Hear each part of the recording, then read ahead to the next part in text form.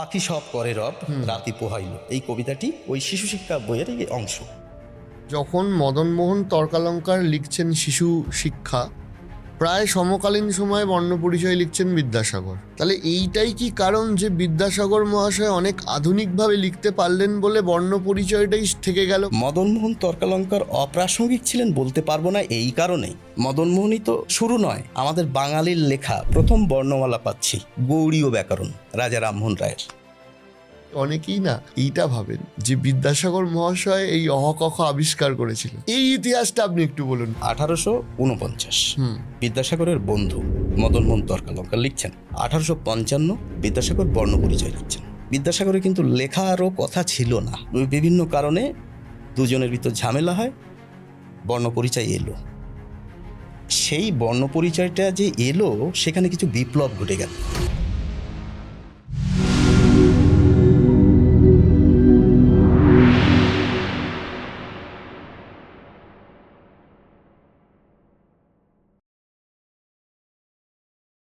যখন মদনমোহন তর্কালঙ্কার লিখছেন শিশু শিক্ষা, প্রায় সমকালীন সময়ে বর্ণপরিচয় লিখছেন বিদ্যাসাগর। 6 বছর পর, 6 বছর, মানে ইতিহাসের হিসাবে দেখলে আজকে যেটা 150-200 বছর আগের লেখা সেই অনুযায়ী তো 6 বছরটা একটা খুব বড় ইতিহাসের ফারাক না। তাহলে এইটাই কি কারণ যে বিদ্যাসাগর মহাশয় অনেক আধুনিকভাবে লিখতে পারলেন বলে বর্ণপরিচয়টাই থেকে গেল, বা আজকেও শিশুরা বর্ণপরিচয় দিয়ে শুরু করছেন? আর মদনমোহন তর্কালঙ্কারের যে শিশু শিক্ষা ছিল সেখানে অনেক সেই বহু পুরনো শব্দ যেগুলোর আর কোনো ব্যবহার নেই সেইগুলো ছিল বলে সেটা আর আজকের ডেটে অতটা প্রাসঙ্গিক নয়। যেহেতু কথাগুলি বারবার আসছে শিশু শিক্ষা, আমার দর্শকদের একটি কথা জানিয়ে রাখি, পাখি সব করে রব রাতি পোহাইল, এই কবিতাটি ওই শিশু শিক্ষা বইয়ের অংশ। আমরা শিশু শিক্ষা হয়তো চিনব না, কিন্তু এই কবিতাটি সবাই প্রত্যেকেই জানি, পাখি সব করে রব রাতি পোহাইল। তো ব্যাপারটি হচ্ছে মদনমোহন তর্কালঙ্কার অপ্রাসঙ্গিক ছিলেন বলতে পারবো না এই কারণেই, তার আগে মদনমোহনই তো শেষ নয়, শুরু নয়, তার আগেও তো ছিল। আপনি আরও এগিয়ে যাবেন, আমাদের বাঙালির লেখা প্রথম বর্ণমালা পাচ্ছি গৌড়ীয় ব্যাকরণ রাজা রামমোহন রায়ের। 1833 মৃত্যুর পর প্রকাশিত হচ্ছে।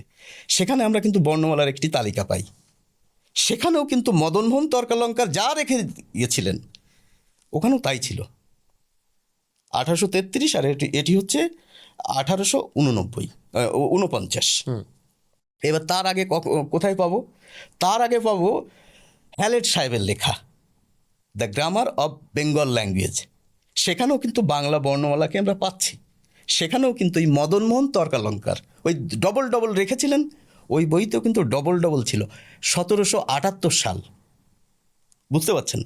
অর্থাৎ আমরা যে বইপত্রগুলো বাজারে পাই যেখানে বর্ণমালা ছাপা রয়েছে, ওই 1778 সাল হ্যালেট সাহেব, সেই বইটাই কিন্তু আমরা দেখি। সেখানে বর্ণমালা দেখতে কেমন ছিল, সেখানে কত বর্ণ ছিল, কতগুলি বর্ণ ছিল। এবার কি হলো, মদনমোহন তর্কালঙ্কার ওটা টেনে নিয়ে গেলে। হ্যালেট সাহেবেরটাও মুদ্রিত ছিল, একদম মুদ্রিত ছিল, এবং কি বলবো, বাংলা বর্ণমালা প্রথম কি বলবো ওই ছাপা হচ্ছে আর কি, ধাতুর মাধ্যমে, এবং চমৎকার দেখতে সেই মানে বইটা, বর্ণমালাগুলো দেখতে আকর্ষণীয়।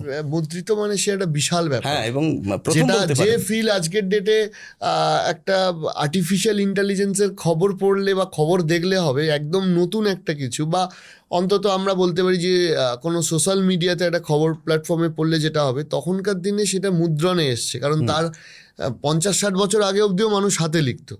এবং ইতিহাসের একটা অদ্ভুত সমাপতন যে আমরা আজকে যেখানে বসে এই পডকাস্টটি শুটিং করছি, মাত্র 200 মিটারের মধ্যেই ভারতবর্ষের প্রথম মুদ্রিত পত্রিকা প্রকাশ পায় শ্রীরামপুর থেকে। সো আপনি মুদ্রণ বললেন বলে আমার মাথায় এলো। এবার আমি এই সূত্র ধরে আসছি, অনেকেই না এইটা ভাবেন যে বিদ্যাসাগর মহাশয় এই অহ ক খ আবিষ্কার করেছিল, এটা অনেকেই বিশ্বাস করে, এবং তার আগে বাংলা এগুলো ছিল না। তো এই ইতিহাসটা আপনি একটু বলুন, যে বর্ণ পরিচয়ের ইতিহাস এবং বাংলা ভাষার এই যে একটা নির্দিষ্ট ফরম্যাটে নিয়ে আসা সেইটার ইতিহাস। তো ব্যাপারটি হচ্ছে 1849 বিদ্যাসাগরের বন্ধু মদনমোহন তর্কালঙ্কার লিখছেন। 1855 বিদ্যাসাগর বর্ণপরিচয় লিখছেন। 6 বছরের ব্যবধান। একই মুদ্রণ যন্ত্রে কিন্তু দুটো বই বের হচ্ছে। আচ্ছা, হ্যাঁ, এবং হ্যাঁ, তখন মুদ্রণ যন্ত্র কম ছিল, স্বাভাবিক। ওদেরই মুদ্রণ যন্ত্র, মানে বিদ্যাসাগর মহাশয়ের নিজ প্রতিষ্ঠিত মুদ্রণ যন্ত্র, আচ্ছা। তার নাম হচ্ছে সংস্কৃত যন্ত্র। সংস্কৃত যন্ত্র, যাই হোক, তা সেখানে ছাপা হচ্ছে। বিদ্যাসাগরের কিন্তু লেখারও কথা ছিল না। আচ্ছা। তো যাই হোক, বিভিন্ন কারণে দুজনের ভিতর ঝামেলা হয়, বর্ণপরিচয় এলো। সেই বর্ণপরিচয়টা যে এলো, সেখানে কিছু বিপ্লব ঘটে গেল। বিপ্লবটা এই, আমরা আজ লিকে বাদ দিয়েছি বর্ণমালার তালিকা থেকে। অনেকেই কিন্তু রেড়ে করে ওঠেন, কেন বাদ দেওয়া হলো লিটিকে।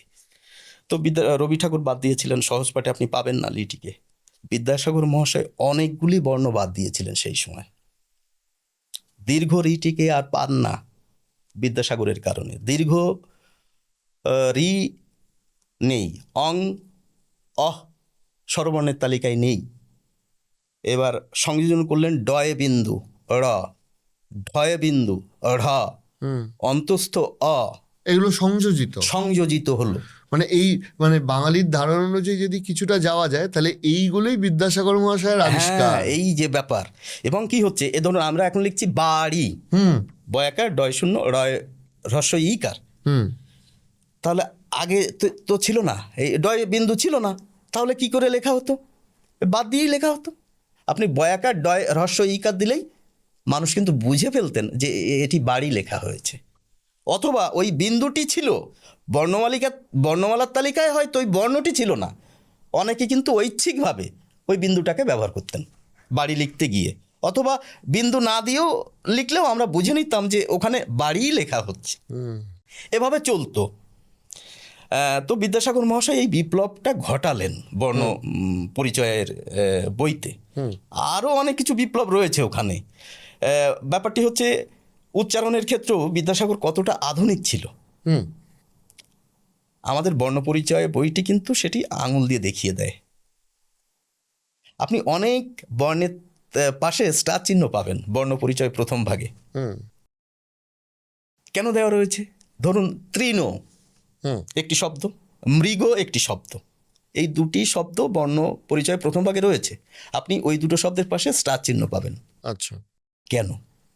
বিদ্যাসাগর মহাশয় জানতেন তৃণ এই শব্দটিকে কেউ যেন তৃণ উচ্চারণ না করে, মৃগ কেউ যেন না বলে, মৃগ যেন বলে, অর্থাৎ শেষে ও উচ্চারণ করতে হবে।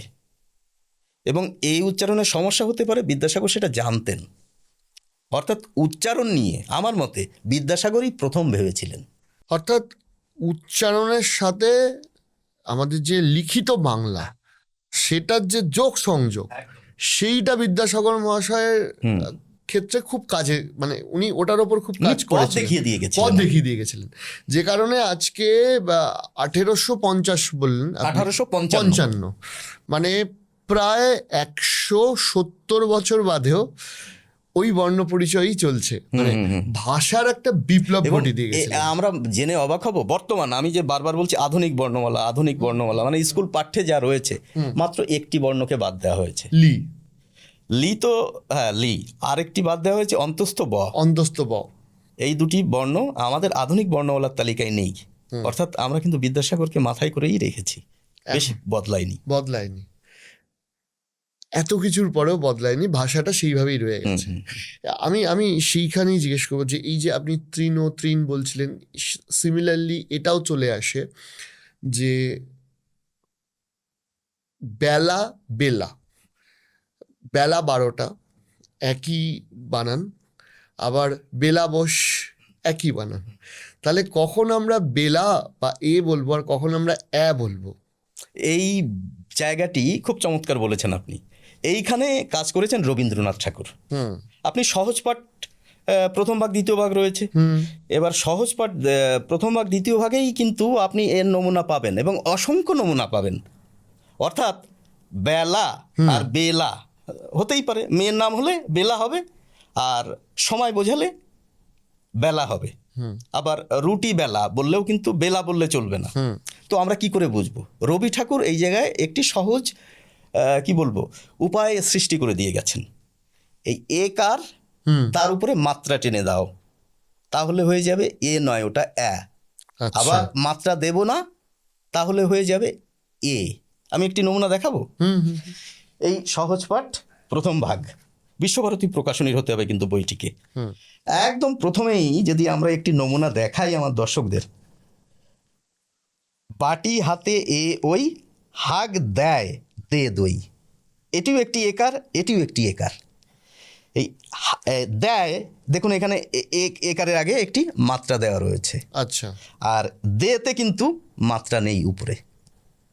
তো রবি ঠাকুর কিন্তু এটি সৃষ্টি করেছিলেন, যদিও অন্যান্য বইতে আমরা এটিকে গ্রহণ করিনি, কিন্তু চেষ্টা করেছেন এবং আমার মনে হয় চমৎকার চেষ্টা।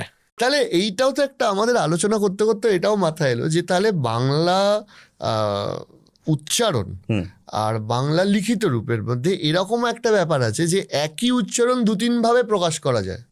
আছে তো, অসংখ্য রয়েছে। এবং সেই জায়গায় আপনাকে একটি মজার জিনিস জানিয়ে রাখি, সাধারণ মানুষ এটি খবর রাখেন না। উচ্চারণ অভিধান নামে বাজারে অসংখ্য অভিধান পাওয়া যায়। আচ্ছা। সেখানে শুধু উচ্চারণ নির্দেশ করা থাকে, অসংখ্য। এইগুলির কেন প্রয়োজন হলো? বানানের সঙ্গে উচ্চারণের মিল নেই বলেই তো এগুলির প্রয়োজন হলো। এবং বিশেষ করে যারা কবিতা ভালোবাসেন, নাটক ভালোবাসেন, তাদের কিন্তু এই বইগুলির ভীষণ প্রয়োজন এবং বাজারে আছে।